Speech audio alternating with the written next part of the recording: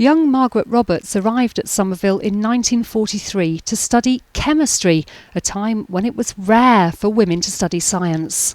What makes it all the more unusual is that Margaret Thatcher's tutor was the great Dorothy Hodgkin, who was and remains the only British woman ever to have won a Nobel Prize for Science. Tutoring the first British female Prime Minister. That's right, and the two of them stayed in touch for the whole of Dorothy Hodgkin's life.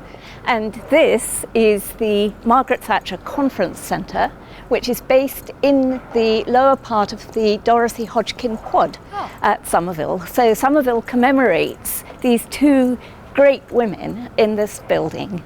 She came back as an Honorary Fellow. She was made an Honorary Fellow in 1970, and then she visited again on many occasions. This is a moment for all of us to pause and reflect on how proud we are that Somerville educated our first woman Prime Minister.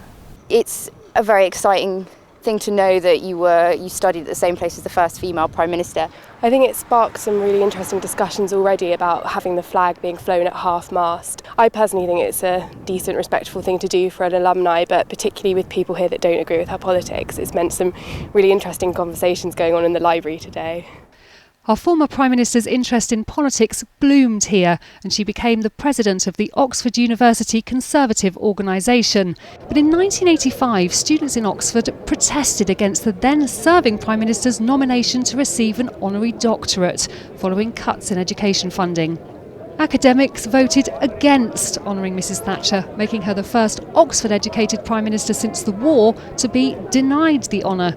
The decision was said to upset her deeply. There's also controversy over a more recent proposal to name the new wing of the Said Business School after her.